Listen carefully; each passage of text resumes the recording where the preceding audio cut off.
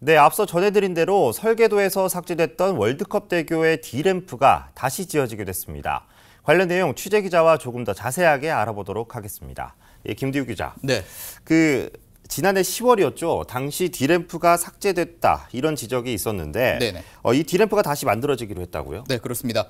이제 먼저 D램프가 왜 중요한지를 조금 설명부터 좀 드리도록 하겠습니다. 예. 강서구의 이제 주요 도로 가운데 한 곳이 바로 공항대로인데요. 이 공항대로하고 월드컵 대교로 있는 도로가 바로 이 D램프입니다. 예. 이 D램프가 없으면은 공항대로에서 나온 차량들이 월드컵 대교를 이용해서 강 북쪽, 그러니까 마포 쪽으로 갈 수가 없기 때문인데요. 그렇겠죠. 예. 그런데 이 D램프가 이제 설계도에서 빠지면서 사실상 강서구 주민은 월드컵 대교를 이용할 수 없게 된 거였습니다. 예. 이런 D램프를 다시 만드는 걸로 현재 설계가 진행 중이다 이렇게 확인이 됐고요. 예. 한정혜 국회의원실 그리고 서울시 양쪽에서 확인된 사안인데 이와 관련해서 한정혜 국회의원하고 인터뷰를 좀 했습니다. 네, 인터뷰 내용 잠시 보시고 얘기 이어가도록 하겠습니다. 원래 월드컵 대교를 짓는다고 할 때 계획되어 있었던 D램프인데요. 그게 강서구 염창동에서부터 월드컵 대교로 올리는 흔히 말해서 진입 램프입니다. D램프였는데 이것이 삭제가 되어버렸어요. 2016년, 17년 요 사이에. 그리고 그것을 지난해 저희가 발견을 하고 서울시에 강력하게 문제 제기하고 강서구에서도 문제 제기하고 해서 결국은 다시 복원을 해냈습니다. 네. 그런데 그럼 이렇게 D램프를 네. 애초에 서울시에서는 왜 뺐고 또 다시 또 왜 만들기로 했는 건가요? 자, 지금까지 알려진 바로는 이 노들길 초입에 있는 양화교의 몇 가지 문제점 그리고 설계상의 오류 때문이었는데요. 추가적으로 서울시는 노들길을 이유로 좀 됐습니다. 예. 뭐냐면은 월드컵 대교를 설계할 당시는 지난 2006년이었거든요. 이때 노들길은 시속 80km 제한 도로, 다시 말해서 이 자동차 전용 도로였습니다. 예. 그런데 지금은 이제 일반 도로로 바뀐 상태죠. 그래서 횡단보도도 좀 설치할 수가 있게 됐고 유턴이나 이 자회전 신호등도 줄 수 있게 됐습니다.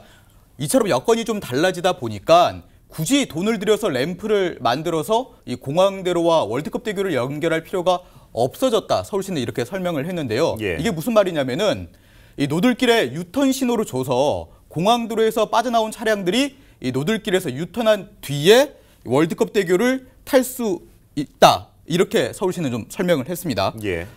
그래서 이제 검토할 수 있다 이런 부분들을 그런 판단에 따라서 서울시가 D램프를 다시 설계하게 됐고 이 과정에서 이 서울시의회 등에서 이제 드러나게 된 거였거든요. 이 문제가. 예.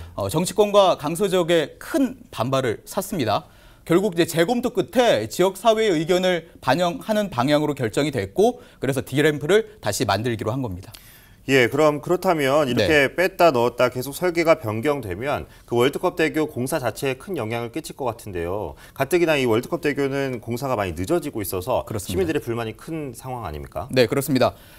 월드컵 대교가 이제 공사를 시작한 거는 지난 2010년부터였습니다. 예. 내년이면 정확히 이제 10년째가 되는데 뭐 도대체 언제 짓는 거냐 이런 불만들이 상당히 좀 제기가 되고 있는 상황입니다. 예. 서울시가 지난 2017년에 낸 보도자료를 좀 보면은 오는 2020년 8월 개통할 예정이라고 돼 있습니다. 월드컵 대교. 예. 그러니까 이제 앞으로 이제 1년 3개월 정도밖에는 남지가 않은 거죠. 예. 그런데 이 시점에서 램프 설계가 다시 바뀌면은 그만큼 공사 기간이 늘지 않을까 이제 앞서 앵커가 물어본 것처럼 저도 같은 의문이 좀 들었거든요. 예. 그래서 서울시 해당 부서에 좀 문의를 좀 해봤더니 2년 전 서울시가 목표한 오는 2020년 8월 개통은 변함이 없는 상태다 이렇게 밝혔습니다. 예. 다만 이 원래 설계도 상에서 삭제됐다가 다시 이번에 설계가 되고 있는 D램프는 2020년 8월 개통을 현재로서는 장담할 수 없는 상태다 이렇게 좀 설명을 했는데요. 예.